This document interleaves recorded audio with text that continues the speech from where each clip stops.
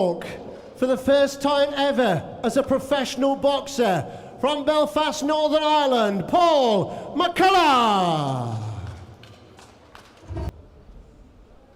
Lee Eaton for MTK Global in association with ESPN Plus. And Top Rank now bring you a schedule 4 rounds of boxing in the cruiserweight division. This bout sanctioned by the British Boxing Board of Control. Timekeeper ringside is Peter Humphrey from Doncaster. Upon the sound of the bell, the scoring referee in charge of this bout is a star referee, Howard Foster from Doncaster. Those are the officials, and they are ready. Our boxers, firstly, boxing out of the red corner this evening, scaling at an even 176 pounds. 2 victories, 3 defeats and 3 draws make up his record, wearing the black shorts this evening. Boxing out of Bolton, England, introducing Big Ben Thomas. And across the ring, boxing out of the blue corner, this evening standing in the ring for the first time ever as a professional boxer, scaling at 175.5 pounds, boxing out of Belfast, Northern Ireland, introducing the Irish Drago, Paul McCullagh. Okay, fellas, you both know the rules. Keep it clean, break straight away when told. Both watch your heads in close. Good luck to you both. Touch gloves. Good luck, lads.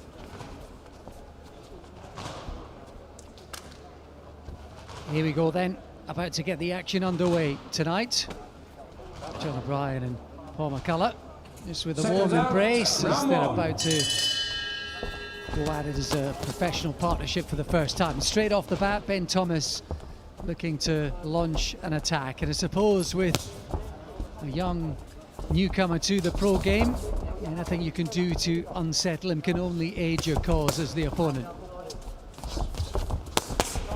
Yeah, they most certainly can. I think you expect. Oh, good shot there. Clipped him, top of the head, right hand. He's already landed with a couple of rights to the body, and already you can see the power there of McCullagh. And he's loading up a little bit, but what is impressive with McCullagh, he's keeping a nice long distance. You've got long levers, and he's throwing those shots from way out, but he's not getting too close to the target, so Thomas can hold him.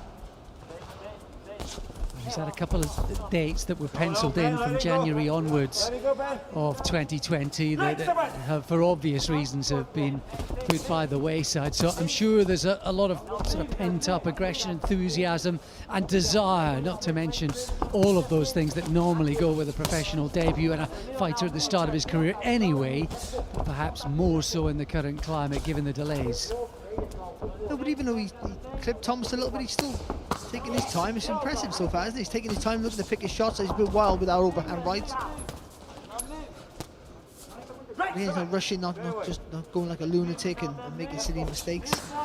Oh, that's a meaty right hand. He landed a left to the body as well. It's been the right hand, though, that's the punch landing so far in the opening minute and a half. And that's where he just needs a little bit of maybe just a double jab there. Jab up to the head, one down to the chest to the body, then throw that right hand over the top, just to maybe just defer the concentration there of Thomas.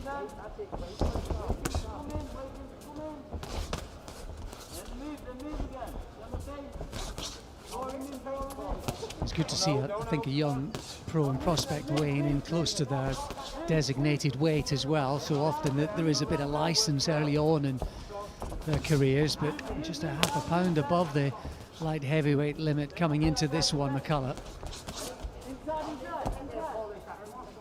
A bit of retaliation's been good response this from Thomas, given some of the heavy shots that he took through the first couple of minutes. Talk about him being half a pound over the weight.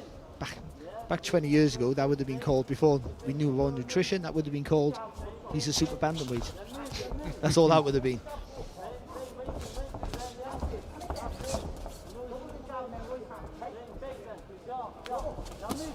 Good left hook. You can see he's in good shape. He's been in training for this one for quite some time. Good spell of that out of Champions Gym in Lanzarote. Good body shot again there from McCullagh.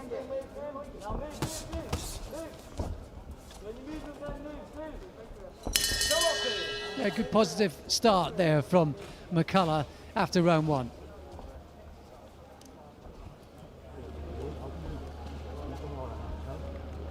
First 3 minutes then of his pro career under the belt for Paul McCullagh.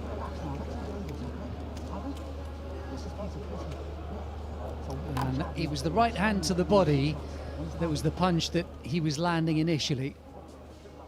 It was, but the good thing you see already from here, even though he's missing it, but he's not stepping over the front foot, so he's not getting too close. So every time he throws a shot, he's using those long arms, but he's keeping that safe distance. That's a lovely little dip there, just dipping down with the right shoulder over the left knee to come back with a lovely left hook to the body. And he was nice and calm, wasn't he? Patient with his work. Corners 10 seconds. Clearly. Seconds out, round 2.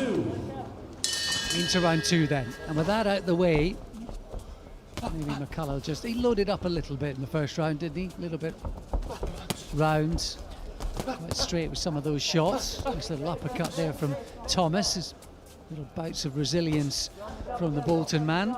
Pretty interesting to see how McCullagh settles down now into this one. He loaded up with the right hand. Could he hit him early with the right hand? That was a bit of success. But again, I don't think he went crazy with it. And the fact he's not bringing that front foot too close to the target, so he's not not giving Thomas anything to hold. What he's done though is where Thomas came out initially a little bit ambitious, he sort of put him on in his place a little bit, but just made Thomas think about it before he throws his work, and that just puts Thomas then naturally in a defensive mode. Working upstairs and down again with the right hand, McCullagh. So, elite Ulster champion. He almost bowled over Thomas there with the right hand again. Last year got to the semi-finals of the national championships as well, only lost that one on split decision. He does have that amateur pedigree behind him from light heavyweight, and there he is, the same division as a professional early on.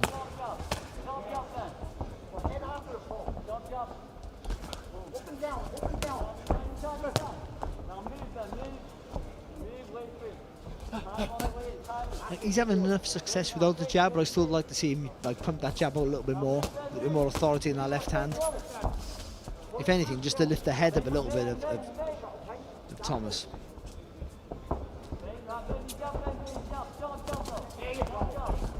I think he hits him with a solid jab and they feel it. You go a little bit more time then to dip down to the body or to pick your next well-placed shot.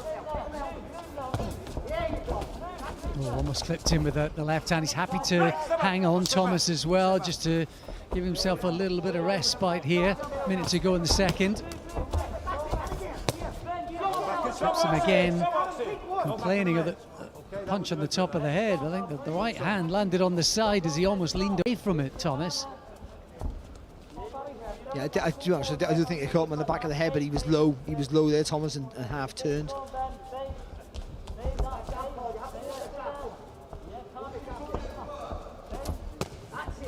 That's a good shot.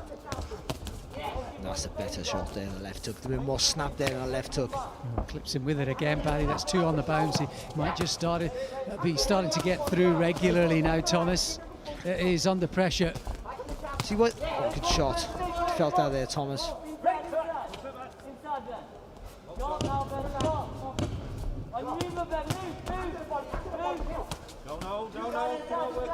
It's head and body, isn't it?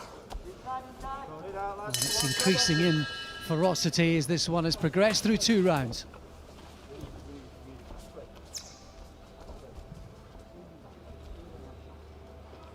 Well, I think you can see why people have been talking about McCullagh as quite heavy-handed. Yeah, he is, and I think he puts a lot into his shots. Just got to be careful he doesn't, like, as you've already said, load up too much. I think he just showed there, just early on, showed a good jab, but he hasn't probably used enough. But the hooks to body and head must be most impressive from him, especially even though the right hook to the body's been a heavy shot, the left hook is the one to the body with all the whipping. There was that good impressive. That left hook that you mentioned. There was the second one as well towards the end of that round. But he just gets the turn of the hips, doesn't he? He sort of blocks with the right hand and then just gets the turn with the hips. Corners, and come back there with a nice little bit of whip with that left hook. Seconds out, round 3. hold it, lads. Keep it clean. Into round 3 then. Paul McCullagh, it's only 20 here on his professional debut. Good positive start too. And that's, I suppose, what you always want to see, whether you're in the corner or you're just a fan watching. You like to see the young prospects sort of build round by round, and the platform of the first with a positive start from McCullagh, and he started to really build on that in the second, landing heavier shots. The movement was almost so good he spun himself round as well, as Thomas. That's not looking for the shot. That's just throwing your arms, thinking the tag's in front of you. Still got to keep that vision. Still got to be looking to place your shots, even if you are digging in and loading up. We still got to be looking to place him in the right positions. Good left hook. Oh, he might just have wobbled him there with that left hand. He missed wildly with the right there, McCullagh, but he did come back on balance. Now he's getting through. That's a huge left hook to the body, right under the elbow. You can already see the reddening. And again, that shot on the top of the head. Little wobble for the second time in this round. Thomas, he's struggling a bit now. And belatedly, he falls to his knees. 5, 6. Yeah, that's an accumulation of shots there, isn't it? That's about 3 shots to the head there, made him legs a little bit wobbly. And you saw the effect from both of those shots as he clipped him, and you do feel with a minute and a half to go in this third round, it could be just a matter of time.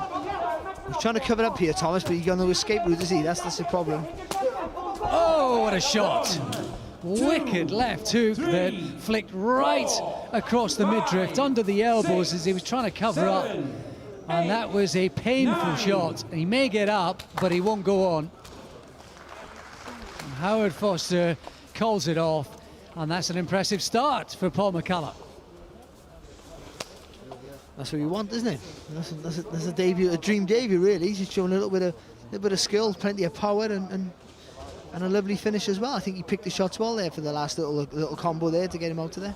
You can see he's heavy-handed, a little bit reckless, a little bit wild. Everything will neaten up and tighten up, and there'll be a bit more design and polish, of course. It's just his first fight, but you can see he's heavy-handed, and Barry to go first round, second round, third round, moving up in a trajectory like he did. That's quite impressive. See, I don't think he's that wild. I know he's wide with the right hand, but I think that's a thing that he does on purpose. See, he likes to club around the glove, and there's effect there just on the temple and behind the ear at times.